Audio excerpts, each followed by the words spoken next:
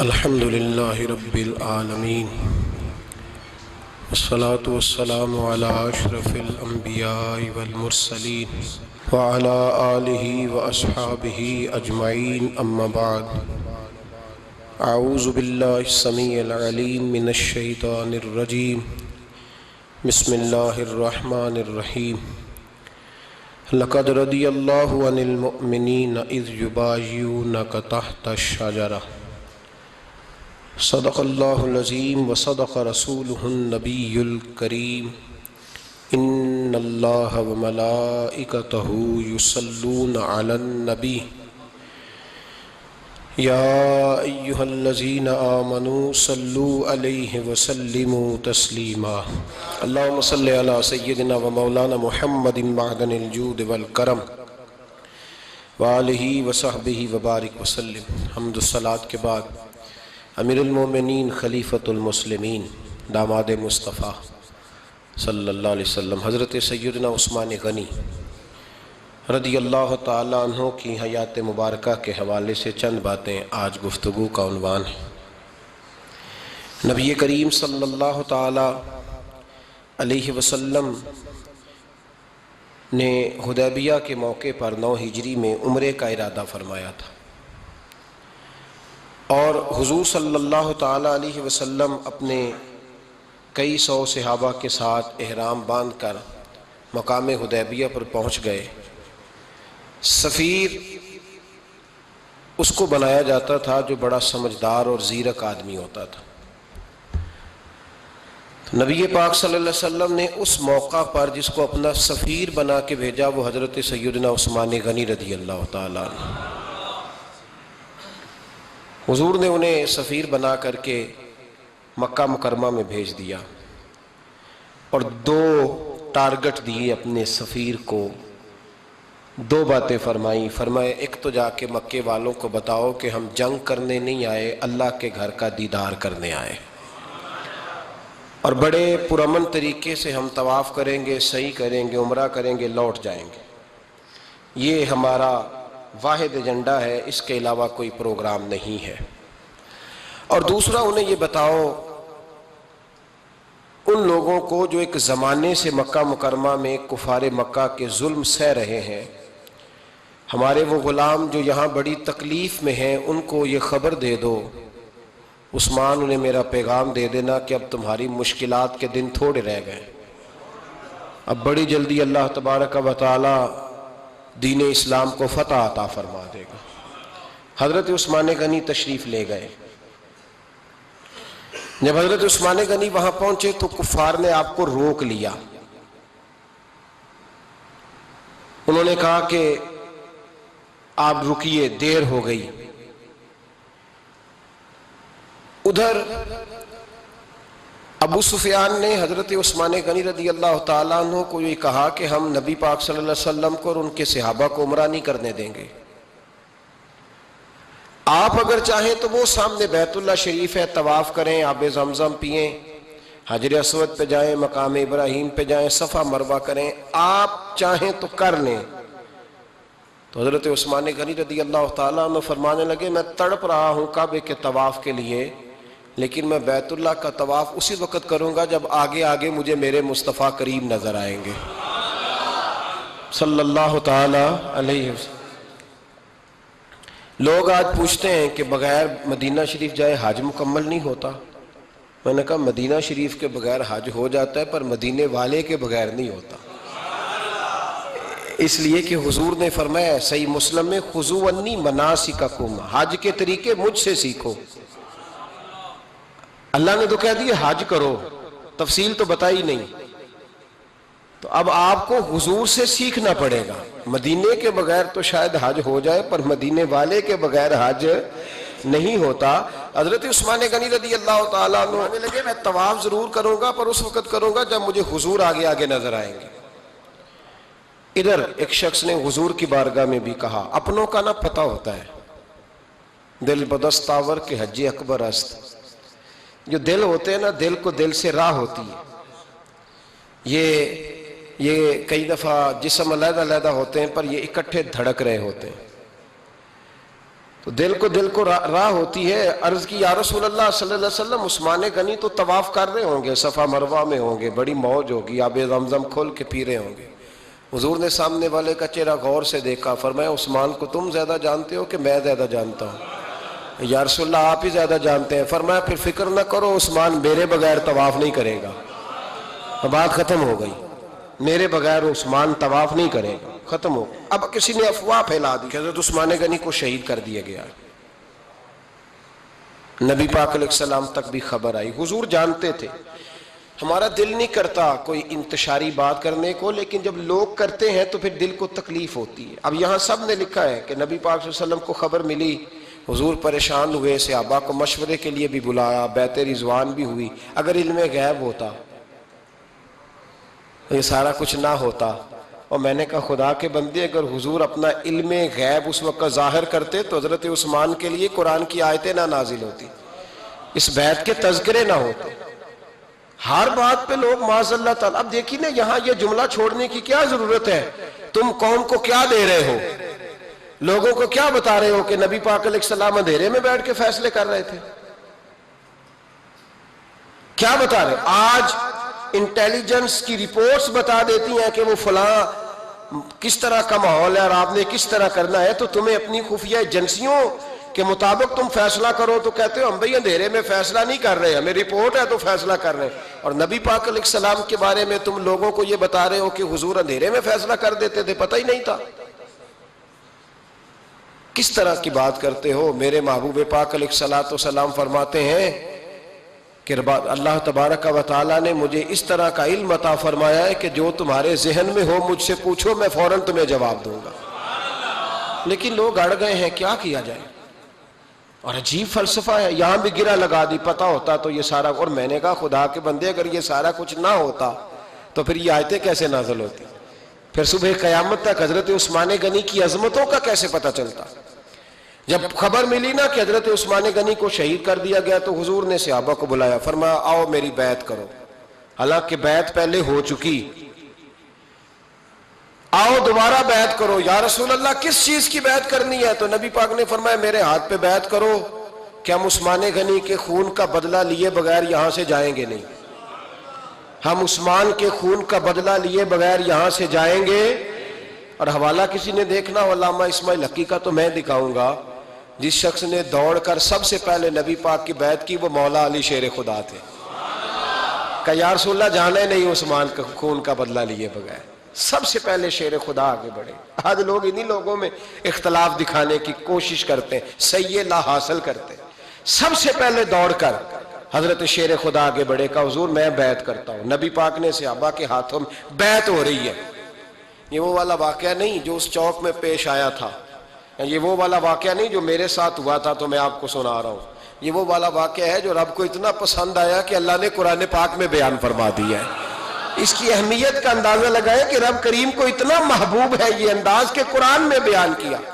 ایک درخت تھا، کانٹوں والا درخت، اس کو شارحین نے لکھا ہے. کچھ لوگ کہتے ہیں بیری کا درخت تھا. نبی پاک درخت کے نیچے بیٹھ گئے، فرمایا بیعت کرو سارے. کن کے لیے بیعت ہو رہی ہے؟ حضرت عثمان غنی کے لیے. ایک بیعت دین کے لیے ہوئی، قرآن کے لیے ہوئی، حدیث کے لیے ہوئی، اللہ کی توحید کے لیے. اور آج نئے سرے سے بیعت ہو رہی ہے. کس کے لیے؟ بول کے بتائیے. حضرت سیدنا عثمان غنی رضی اللہ تعالیٰ عنہ. اس شخص کی عظمت کا کوئی اندازہ کر سکتا ہے؟ جن کے لیے نبی پاک نے خاص کر کے تخصیص کر کے ایز اے اسپیشل بیعت لی. اور صحابہ نے جب بیعت کی تو اللہ کو اتنی پسند آئی کہ قرآن مجید کی سورہ فتح کی آیت نمبر 18 میں بیان کیا. فرمایا لقد رضی اللہ عن المؤمنین اذ یبایعونک تحت الشجرہ. فرمایا محبوب تحقیق اللہ ان مومنوں سے راضی ہے جو درخت کے نیچے آپ کی بیعت کر رہے تھے.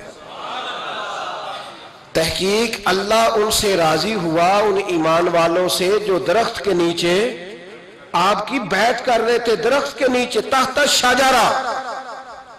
قرآن مجید کے الفاظ اگر آپ غور کریں گے تو آپ کو حضرت عثمان غنی کی عظمت کا پتہ چلے گا اور اس واقعے کی حساسیت کی آپ کو سمجھ آئے گی کہ بیعتیں تو مسجد میں بھی ہوئی لیکن نام لے کے نہیں کہا محبوب جنہوں نے مسجد میں بیعت کی. نام لے کے نہیں کہا، حالانکہ وہ بیعتیں بھی اللہ کو بڑی محبوب ہے. بیعتیں تو میرے بھائی نبی پاک نے بیت اللہ شریف کے پاس بھی کی، مسجد نبوی میں بھی کی، لیکن یہاں نام لے کر کوئی بھول نہ جائے. کسی نے کہہ دینا تھا کوئی اور بیعت تھی جی، لوگ شرح کر رہے ہیں نا مرد، وہ تو کسی اور کی بیعت. نام لے کے کہا محبوب تحت شجرہ، وہ جو درخت کے نیچے بیعت ہوئی، وہ جو بیعت درخت کے نیچے ہوئی، اور جنہوں نے بیعت کی لقد رضی اللہ عن المومنین، تحقیق اللہ ان مومنوں سے راضی ہو گیا. اللہ ان مومنوں سے، صحیح بخاری صحیح مسلم میں صحابہ نے پوچھا یا رسول اللہ کس طرح راضی ہوا ہے؟ فرمایا آج جس نے میرے ہاتھ پہ بیعت کی ہے رب کریم نے وعدہ کر لیا ہے سب کو جنت عطا فرمائے گا، جنتی ہو گئے سارے. حضرت عثمان غنی رضی اللہ تعالیٰ عنہ کی یہ عظمت، یہ شان قرآن پاک نے بیان کر دی کہ حضرت عثمان کے نام پر صحابہ جمع ہوئے تو اللہ تبارک و تعالیٰ نے اس واقعے کا ذکر قرآن مجید میں فرما دیا. میرے عزیز دوستو، حضرت عثمان غنی کو اللہ نے بڑی شان عطا فرمائی، بڑا مرتبہ دیا، بڑے حسین و جمیل، بڑے خوبصورت آدمی تھے. دیکھو نا کیا شان ہے حضرت عثمان ذی النورین. یہ ذو النورین کا کیا معنی ہے؟ دو نور کون ہے؟ حضور کی دو صاحبزادیاں. اعلیٰ حضرت فرماتے ہیں نور کی سرکار سے پایا دوشالہ نور کا، نور کی سرکار سے پایا دوشالہ نور کا، ہو مبارک تجھ کو ذو النورین جوڑا نور کا. دو نوروں والے حضرت عثمان غنی. ایک بیٹی کا نکاح کیا، وہ وصال کر گئی تو محبوب نے دوسری بیٹی کا بھی نکاح کر دی. یہ جو بیچارے پراپوگنڈے والے ہوتے ہیں نا، یہ پہلے دن سے صرف پراپوگنڈے میں ہی ہے. یہ نہ محب بن سکے نہ محبوب بن سکے. ان کا نہ کوئی اپنا ہوا نہ انہیں کسی نے اپنایا. یہ پراپوگنڈے والے ہی ہیں، ساری زندگی چیم گوئیاں، کانوں میں باتیں. اپنا اپنا مزاج ہے نا جی، جس کے حصے میں جو ڈیوٹی آئی. کچھ لوگ وہاں بھی منافقین چیم گوئیاں کرنے لگے، دوسری بیٹی بھی دے دی، دوسری بیٹی بھی دے دی، دوسری بیٹی بھی دے دی. محبوب کے کانوں تک آواز گئی، فرمایا زیادہ باتیں نہ کرو، میری 40 بھی ہوتی. وہ ختم ہو گئی بات، تم 2-3 کی بات کرتے ہو. حدیث مبارکہ کے لفظ ہے، نبی پاک نے فرمایا میری 40 بھی ہوتی، ایک کے بعد دوسری انتقال کرتی رہتی، میں ساری عثمان کو دے دیتا. حد ہو گئی بھئی، اتنا بڑا مرتبہ. چیم گوئیاں نہ کرو، دوسری بھی دے دی، میری 40 بھی ہوتی. اس حدیث کا ترجمہ یہ ہے کہ محبوب فرماتے ہیں کہ مجھے عثمان پر اعتبار ہی بڑا ہے، مجھے عثمان پیارا ہی بڑا ہے، عثمان غنی کی عظمت ہی بڑی ہے. فرمایا میری 40 بھی ہوتی تو میں ساری یکے بعد دیگر حضرت اسامہ بن زید رضی اللہ تعالیٰ عنہ فرماتے ہیں نبی پاک نے اپنی صاحبزادی حضرت رقیہ رضی اللہ تعالیٰ عنہ کا نکاح حضرت عثمان غنی کے ساتھ کیا تو دونوں میاں بیوی پیارے بڑے تھے، حسین و جمیل بڑے. حضرت عثمان بڑے نفیس آدمی تھے، بڑی نفاست تھی. کپڑا سادہ پہنتے تھے لیکن لوگ کہتے ہیں کبھی ہم نے ان کے کپڑوں پہ دھبا نہیں دیکھا، چہرے پر اتنا سا گرد کا نشان نہیں دیکھا. ہمارے ملک میں سب سے زیادہ خرچہ میک اپ کا آتا ہے، پتہ ہے آپ کو جی؟ اب اگلی جو بات کرنی ہے اس پہ اپنے آپ کو وقت کتنا دیتے ہو، سجنے میں، سورنے میں، تیار ہونے میں کتنا وقت لگاتے ہو. فرمانے لگے حضرت عثمان غنی اتنا تو ٹائم ہی نہیں ہے کہ اپنے آپ کو دیا جائے. تو قبر اتنے پیارے کیسے لگتے ہو؟ فرمانے لگے اپنی وجہ سے نہیں لگتا، حضور کی وجہ سے پیارا لگتا. کب وہ کس طرح؟ فرمانے لگے نبی پاک صلی اللہ علیہ وسلم نے ہمیں وضو دیا ہے. فرمایا ایک دفعہ وضو کر کے آئینے کے سامنے کھڑا ہوتا ہوں یوں لگتا ہے اللہ نے میرے چہرے کو پہلے سے زیادہ نور عطا کر دیا ہے. دیکھیں نا باقی جسم چھپا ہوا ہے اور جو ظاہر ہے اس پر وضو کا حکم ہے. ہاتھ ظاہر ہے تو وضو کر لو، پیر پردے سے باہر ہے تو ان کو دھو لو وضو میں، چہرہ پردے سے کپڑوں سے باہر ہے تو اس کو وضو میں. تو عثمان غنی فرماتے 5 وضو تو میں تازہ کرتا ہوں، پچھلا ہو بھی تو نئی نماز تازے وضو سے پڑھتا ہوں. اور فرماتے اگر میرا قرآن مجید کھولنے کا ارادہ بن جائے تو پھر وضو 6 بھی ہو جاتے ہیں، اور تہجد کے وقت اٹھوں تو 7 بھی ہو جاتے ہیں. فرماتے ہیں علیحدہ سے درود پاک پڑھنے بیٹھوں تو پھر 10-11 وضو بھی ہو جاتے ہیں. میں وضو کرتا رہتا ہوں تو اللہ تازگی عطا کر دیتا ہے. حضرت اسامہ بن زید حضور کے غلام زادے ہیں، فرماتے ہیں میں چھوٹا سا تھا تو نبی پاک کے گھر میں گوشت پکا تو سرکار کو 4 بیٹیوں سے بڑا پیار تھا. حضرت فاطمہ سے زیادہ ہے لیکن 4 بیٹیوں سے بڑی محبت تھی. حضرت رقیہ اور جناب عثمان غنی کے گھر میں اسامہ بن زید کہتے ہیں حضور نے مجھے سالن دینے بھیجا, میں چھوٹا سا تھا اور ابھی پردے کی آیتیں بھی نہیں آئی تھیں, حکم بھی نہیں آیا تھا. کہتے ہیں میں سالن دینے گیا, واپس آیا تو میں نے ان دونوں کو بیٹھے دیکھا تو میں نے اتنے حسین میاں بیوی کبھی دیکھے نہیں تھے, اور میری طبیعت کھل اٹھی. فرماتے ہیں جب واپس آیا نا, سرکار نے میرا چہرہ دیکھا, میں نے تو بات کرنی نہیں تھی, حضور نے چھیڑ دی. فرمایا میری بیٹی اور داماد کو دیکھ کے آئے ہو؟ یا رسول اللہ دیکھ آیا ہوں. فرمایا ایسا حسین جوڑا دنیا میں کبھی دیکھا ہے؟ کہا یا رسول اللہ اللہ کی عزت کی قسم کبھی دیکھا ہی نہیں. یہ ظاہری حسن اللہ نے حضرت سیدنا عثمان غنی رضی اللہ تعالیٰ عنہ کو عطا. ایک بات میری یاد رکھنا, حسن ظاہر کا نہیں ہوتا, حسن ظاہر کا نہیں ہوتا, ظاہر کا میک اپ ہوتا ہے. حسن ہمیشہ باطن کا ہوتا ہے. جن لوگوں کے اندر معصومیت ہوتی ہے ان کے چہروں پہ بھی آئی جاتی ہے. کوئی نہیں سمجھ آئی شاید آپ کو. اندر اگر بندہ کڑوا ہونا, کسیلا ہو, چہرہ نہیں روشن ہوتا. اس کی دلیل حدیث میں موجود ہے. نبی پاک صلی اللہ علیہ وسلم سے صحابہ نے کہا یا رسول اللہ اللہ کا ولی کون ہوتا ہے؟ فرمایا جس کا چہرہ دیکھنے سے اللہ یاد آئے. تو ولایت کا تعلق دل سے ہے, چہرے سے نہیں. ولایت کا تعلق بولیے دل سے ہے, چہرے سے ولایت کا تعلق نہیں ہے. لیکن حضور نے دلیل کیا دی؟ چہرہ دیکھو تو اللہ یاد آئے. گویا محبوب نے فرمایا کہ دل اگر ولی کا ہو تو پھر اللہ تعالیٰ دل کی برکت سے چہرہ بھی نورانی عطا فرما دیتا ہے. چہرہ بھی نورانی. بہت سارے میں نے ایسے بزرگوں کو دیکھا جن کے رنگ گورے نہیں تھے پر نورانی تھے. ہمارے علامہ فیض احمد اویسی صاحب رحمۃ اللہ علیہ, میرے استاد گرامی, کا رنگ گورا نہیں تھا, لیکن جو بابا جی کو دیکھتا تھا فدا ہی ہو جاتا تھا. رنگ گورا نہیں تھا, گندمی تھا, لیکن کیا بات تھی چہرے کی معصومیت کی. تو یاد رکھیں حضرت عثمان غنی کے باطن میں جو حسن تھا, جو وقار تھا, وہ چہرے سے چھلکتا تھا. چند خوبیاں بڑی زیادہ تھی حضرت عثمان غنی میں, بہت زیادہ تھی چند خوبیاں. ایک بہت بڑی خوبی حضرت عثمان غنی کی جس کو نبی پاک نے بڑا چاہا, وہ تھا حضرت عثمان غنی کا سخی ہونا. مالا والے سخی نہیں ہوندے, مالا والے سخی ان کے پاس تو پیسہ وافر ہوتا ہے, کسی وقت 10,000 کا تعاون کاری دیتے ہیں کسی کے ساتھ. وہ سخی نہیں ہوتے بھائی. کسی ایک بندہ 1.5 کروڑ کی اسامی ہے تو کسی کو 20,000 کا تعاون کر دے, سخاوت تھوڑی ہے. کروڑوں روپیہ اس کے پاس پڑا ہوا ہے. مالا والے سخی, یہ میاں صاحب نے کہا, مالا والے سخی نہیں ہوندے. سخیاں کل مال نہیں ہوندا, سخیاں کل مال ہے, اس لیے کہ جمع کریں گے تو رہے گا نا. وہ سخی جمع کرتا ہی نہیں.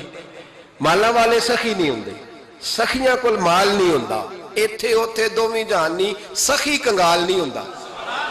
حضرت عثمان غنی رضی اللہ تعالیٰ عنہ فرماتے ہیں کہ جس دن حضور نے تبوک کے لیے جیش اسرا کے لیے اعلان کیا نا, تو حضرت عثمان غنی فرماتے ہیں کہ حضرت ابو بکر صدیق تو سارا مال لے آئے تھے, جناب عمر آدھا لے آئے تھے, مولا علی شیر خدا نے جی کھول کے دیا تھا, لیکن 800 گھوڑے بما پالان کی ضرورت تھی.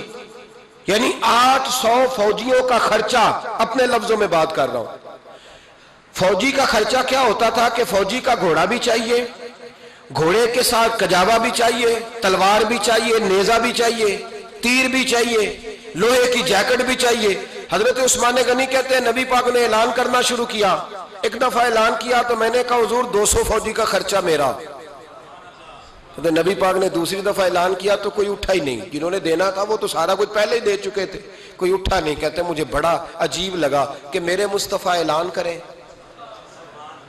حضرت عثمان غنی فرماتے ہیں, شاہ ولی اللہ صاحب نے ازالت الخفا میں لکھا ہے کہ یوں پکڑ کے کہتے ہیں میں نے اپنا گریبان پکڑ لیا. عثمان تیرے نبی کو اعلان کرنا پڑ رہا.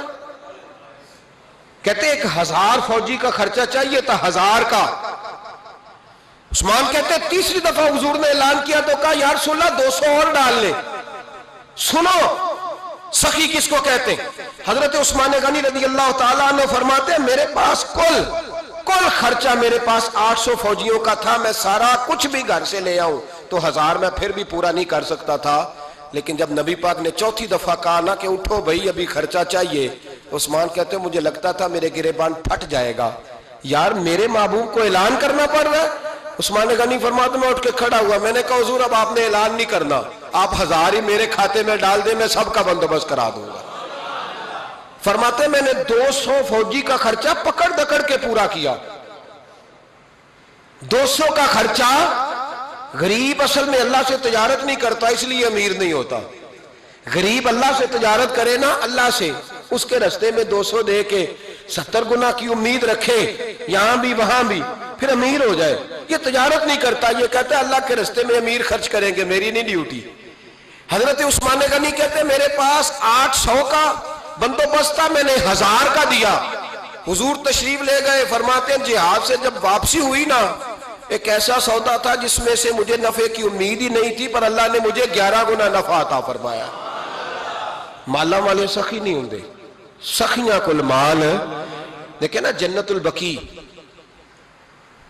وہ والا قبرستان جس میں کوئی دفن ہو جائے تو نبی پاک کی سفارش کا حقدار ہو گیا، وہ والا قبرستان جس کا نام ہی جنت ہے۔ وہاں نا ایک یہودی اپنے جانور باندھا کرتا تھا، تو سرکار ایک دن اس طرف گئے تو واپس آئے، حضرت عثمان غنی قریب کھڑے تھے، نبی کریم صلی اللہ تعالی علیہ وسلم نے فرمایا عثمان اس جگہ کی طرف ذرا چکر لگانا، جگہ بڑی اچھی ہے۔ عثمان غنی گئے، جگہ خرید کے واپس آ گئے۔ حضور نے فرمایا ہوا ہے؟ عرض کی حضور خرید آیا ہوں۔ فرمایا میں نے تو چکر لگانے کا کہا تھا۔ کہا یا رسول اللہ آپ نے یہ بھی تو فرمایا تھا جگہ بڑی اچھی ہے، تو جس کو آپ نے اچھا کہہ دیا یہودی کے پاس تو نہیں نہ رہنی چاہیے، تو میں نے خرید دی۔ شرم نہیں آتی لوگوں کو۔ حضرت عثمان کے بارے میں بات کرتے ہیں، جس قبرستان میں سیدہ پاک بی بی صاحبہ حضرت فاطمہ الزہرا آرام کر رہی ہے، وہ زمین حضرت عثمان نے تحفہ دی ہے۔ حیا نہیں آتی بات کرتے؟ شرم نہیں آتی؟ یہ صدقہ سیدہ فاطمہ کا ہی ہے، انہی کے لیے اللہ نے تحفہ دیا، اور اس کے پیسے حضرت عثمان غنی نے ادا کیے۔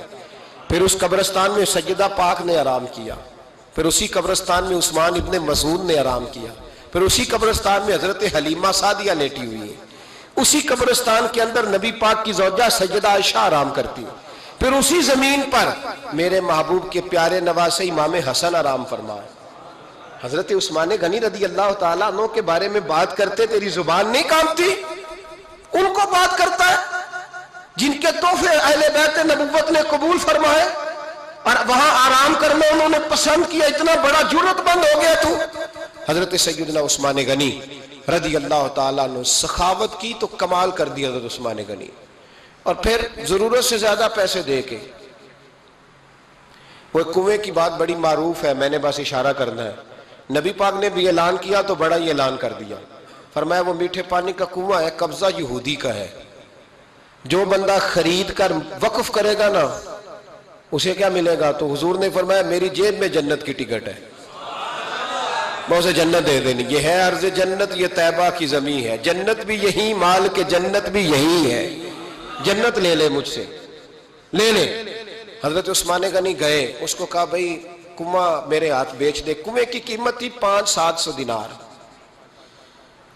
تو حضرت عثمان 500-600 دینار کل کنویں کی قیمت تھی۔ جناب عثمان غنی گئے، یہودی کو پتا تھا کہ یہ خریدنا چاہتے ہیں، فرمایا یار یہ کنواں بیچ دو۔ کہنے لگا نہیں بیچنا۔ فرمایا قیمت منہ مانگی، کہنے لگا قیمت میری مرضی کی۔ کہا تمہاری مرضی کی، اپنی اپنی اوقات ہوتی ہے نا قیمت لگانے کی، تمہاری مرضی کی۔ کہنے لگا میری شرط ہے میں ایک دن کے لیے کنواں دوں گا، ایک دن میں ایک دن آپ۔ فرمایا یہ بھی منظور ہے۔ کتنے پیسے؟ اس نے کہا میں 3000 دینار لوں گا، 500-600 کا ہے۔ حضرت عثمان غنی فرمانے لگے تو نے اپنی اوقات کے مطابق 3000 مانگا ہے، میں 40,000 لے کے آیا تھا، اپنی اوقات کے مطابق مانگا، 40,000 دینار میری جیب میں۔ یہودی کہنے لگا عثمان تو تاجر ہے، اور عام تاجر نہیں، عالمی سطح کا تاجر ہے، لوگ تیری تجارت کی مثالیں عرب میں دیتے ہیں، پر 500-600 کا کنواں 40,000۔ فرمانے لگے مسئلہ کنویں کا نہیں، مسئلہ مصطفیٰ کے فرمان کا ہے، وہ جو حضور کا فرمان پورا کرنا ہے نا، اس کے لیے 40,000 تھوڑے ہیں، میرے پاس تھے ہی اتنے جو لے کے آیا ہوں۔ حضرت عثمان نے پیسے چکائے، اس نے کہا ایک دن پانی ملے گا۔ فرمایا منظور ہے۔ وہ ایک دن بیچا کرتا تھا پانی، حضرت عثمان نے اعلان کر دیا جو میرا دن ہے نا فری پیو، اپنے بھی پیو، بیگانے کا اعلان کوئی نہیں کرنا، میرا کوئی پروگرام نہیں۔ لیکن آپ مطلب ہلکا ہلکا ایسے ایسے دیکھیں گے، سوچیں گے، غور کریں گے، او بھائی پیسہ بھی بانٹنے سے چلو بولو تو صحیح نا، اس پر بھی آپ حامی تو بھرے نا، سچی بات کر تو لینی چاہیے نا۔ چلے عمر آپ 2 سال کے بعد کر لینا، 6 سال کے بعد کر لینا، پر ہاں نہ تو صحیح کرے نا، پیسہ بھی ہمیشہ بانٹنے سے۔ ملا رومی رحمت اللہ علیہ فرماتے ہیں کنویں سے سادہ پانی نکل جائے تو تازہ آ جاتا ہے، اور اگر پانی کنویں کے اندر رہے سارا ختم نہ ہو تو باسی ہو جاتا ہے۔ اس لیے فرمایا کرتے تھے میں اس کنویں سے پانی پیتا ہوں جس پہ رش زیادہ ہوتا ہے، اس لیے کہ وہاں سے پانی ختم ہوتا ہے تو تازہ آتا رہتا ہے۔ فرماتے تو اللہ کے رستے میں سارا خرچ کر دے، اللہ تازے عطا کر دے گا اور پہلے سے زیادہ عطا کر دے گا۔ میرا آپ کا مسئلہ یہ ہے کہ تجارت بندوں کے ساتھ ہے، بندوں کے ساتھ جو تجارت ہے نا، بندے کنجوسی کر جاتے ہیں، بندے کا تو صحیح کام چل جائے تو پارٹنر کو فارغ کر دیتا ہے تو فارغ ہے، اور اگر کبھی کسی کی دکان میں کوئی کرایہ دار اچھا اس کی دکان چل جائے تو مالک کہتا ہے تو جا، اب دکان میں نے خود کھولنی ہے، وہ فارغ کر دیتا ہے۔ بندوں کا تو مزاج ہے۔ اور اللہ تبارک و تعالیٰ سے جب تجارت ہوتی ہے نا، میں نے ایسے لوگ دیکھے ہیں جن کے گھروں میں لاکھوں روپیہ ماہانہ آتا ہے، غربت نہیں جاتی۔ ان کو سوچنا چاہیے کہ کثرت والا پیسہ آیا ہے پر برکت والا نہیں آیا۔ حضرت عثمان غنی رضی اللہ تعالیٰ عنہ فرماتے ہیں کہ میں نے پہلے بھی میں بڑا تاجر تھا، لیکن جب سے مصطفیٰ کے نام پر خرچ کرنا شروع کیا، پھر کہاں کہاں سے آیا کب، اور بڑی سیانی بات فرماتے ہیں۔ آپ فرماتے ہیں میں کلمہ پڑھنے سے پہلے تجارت کو وقت زیادہ دیتا تھا، اور مسلمان ہونے کے بعد میں نے تجارت کو ٹائم تھوڑا دیا، پر اللہ نے روزی مجھے زیادہ عطا فرمائی۔ اس لیے برکت پر ہماری توجہ نہیں رہی، غیبی خزانوں پر خیال ہم نے چھوڑ دیا ہے۔ غیبی خزانوں سے جو چیز ملتی ہے وہ زیادہ ملتی ہے، جو مادی ذرائع سے ملتی ہے وہ چیز کم ہوتی ہے۔ حضرت عثمان غنی پر الزام لگا جب آپ کا دور حکومت تھا، یہ یاد رکھیں کہ سب سے زیادہ الزامات حضرت عثمان غنی پہ لگائے گئے۔ جن بندوں کے قد کاٹ زیادہ ہوتے ہیں ان کے خلاف پراپوگنڈے بھی لمبے چوڑے ہی ہوتے ہیں۔ بڑی بڑی بات یاد رکھنا، کہا گیا کہ حضرت عثمان لوگوں کو نوازتے بڑا ہے، بڑا دیتے ہیں حضرت عثمان غنی۔ تو حضرت عثمان غنی فرمایا کرتے تھے حکمران تو میں آج بنا ہوں تو میں تو پہلے بھی بڑا دیتا تھا، وہ کس خزانے سے دیتا تھا؟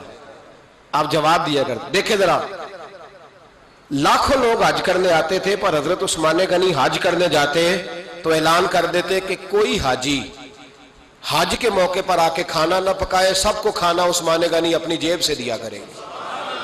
مینا میں لنگر کھانا ہوتا تھا حضرت عثمان غنی کا، مینا میں فرماتے تھے کھاؤ حاجیو جتنا کھا سکتے ہو، اور پھر حضرت عثمان غنی کا اعلان تھا، خدام کو کہتے تھے میں آخر میں کھاؤں گا، پہلے میرے سارے آنے والے حاجیوں کو کھلایا جائے۔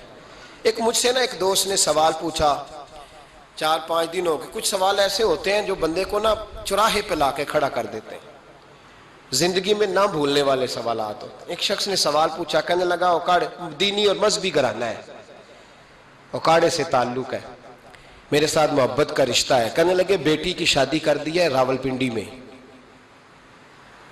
آپ کی بھی بیٹیاں ہیں میری بھی بیٹی ہے، بیٹی کی شادی کر دی ہے راولپنڈی میں، اب بچی چند دن رہنے آئی ہے، پوچھنا یہ ہے کہ نماز پوری پڑے گی کہ قصر پڑے گی؟ تو میرا تو اس نے کام کر دیا، حد ہو گئی، رو رو کے برا حال۔ میں نے کہا یار تو بند کر دے فون، رات کو بتاؤں گا۔ کیا پوچھ لیا یار تو نے؟ بیٹی مسافر نہیں ہوتی، بیٹی تو مہرانی ہوتی ہے باپ کے گھر کی، وہ بیٹی مطلب کیسے بتاؤں کہ دل کرتا ہے کہ بیٹی وہ صرف ہنسے، وہ روئے کبھی نہ، یہ دعا ہوتی ہے۔ تو نے اتنا بڑا سوال کیوں کیا؟ بہرحال علماء کو کچھ چیزوں کے جواب دینے پڑتے ہیں۔ میں نے کہا میں رات کو بتاؤں گا۔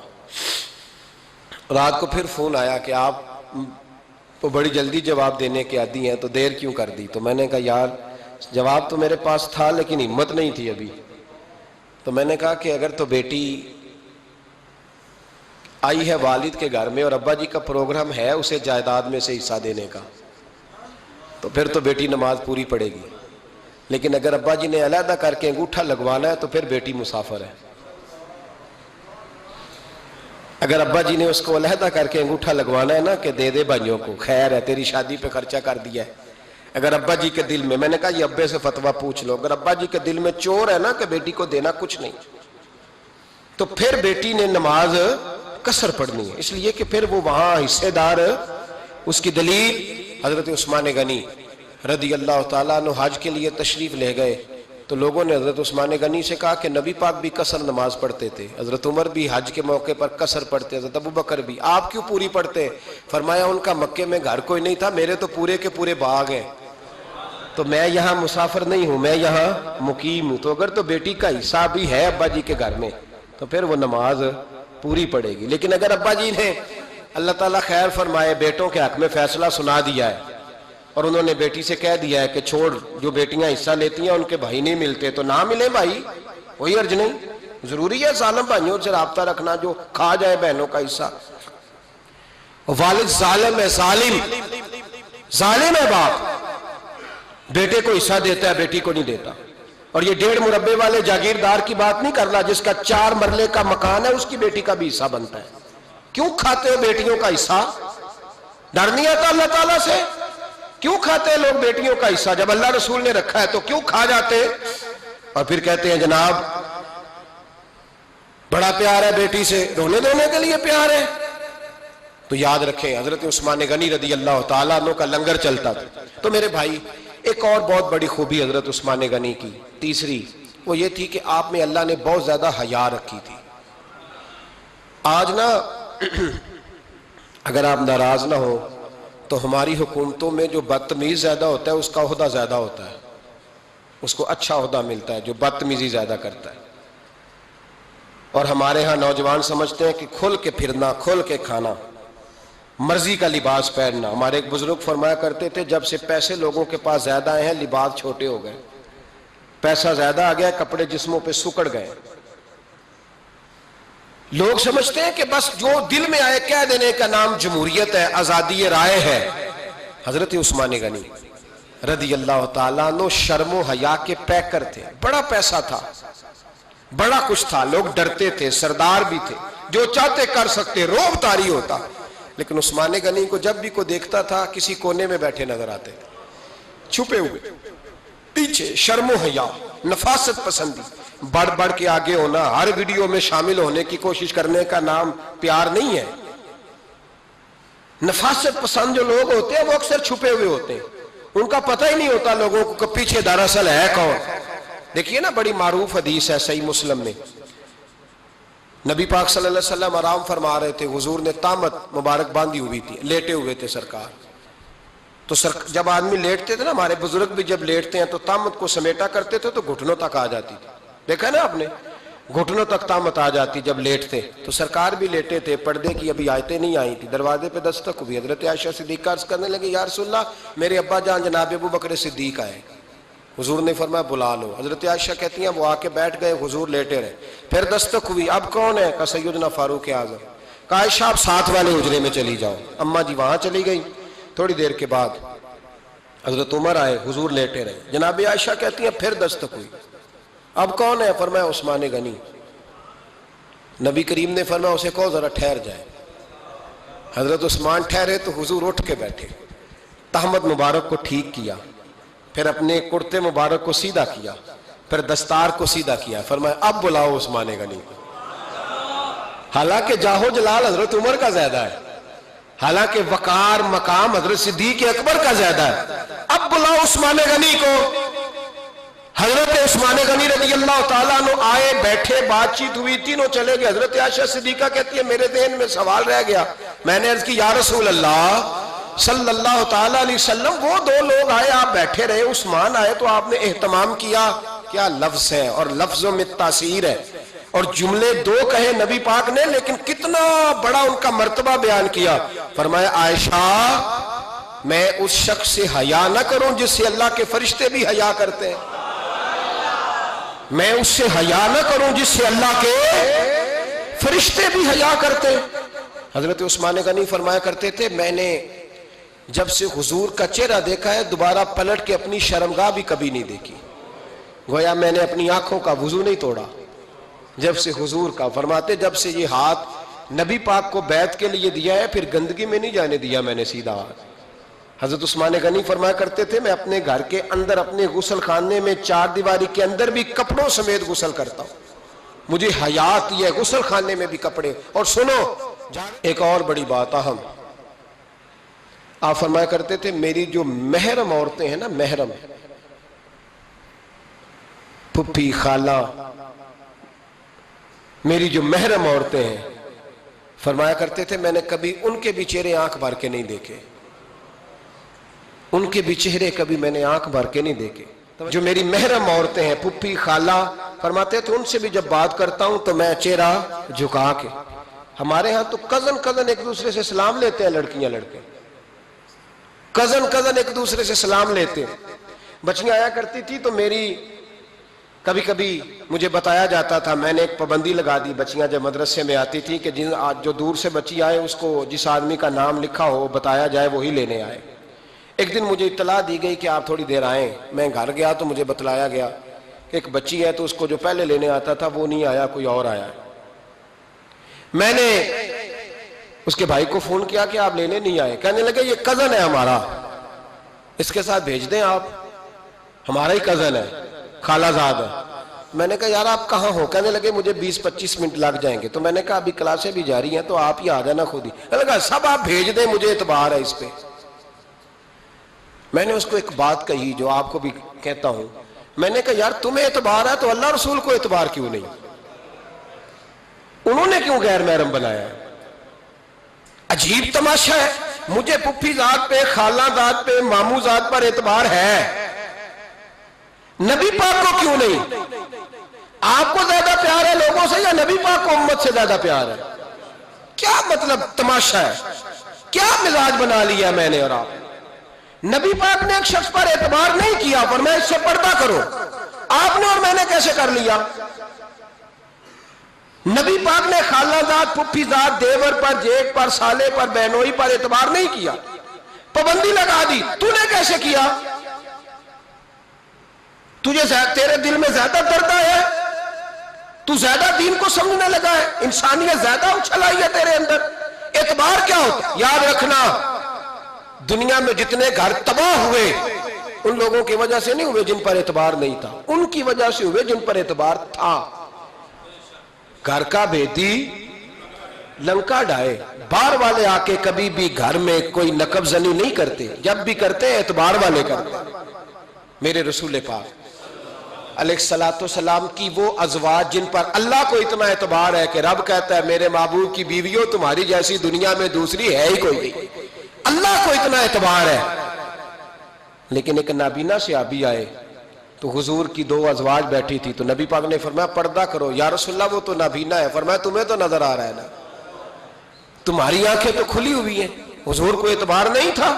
بس کر دیں. سب سے بڑا ظالم وہ ہے جو کہتا ہے مجھے بیٹی پہ اعتبار ہے. وہ ظالم ہے، وہ اپنی بیٹی کے ساتھ ظلم کر رہا ہے. جو کہتا ہے مجھے اعتبار ہے، کالج جا رہی ہے، یونیورسٹی جا رہی ہے، اکیلے آ جا رہی ہے، مجھے اعتبار ہے. یہ ظلم کر رہا ہے بچی کے ساتھ. وہ تو بچی ہے، اس کا تو ذہن کمزور ہے.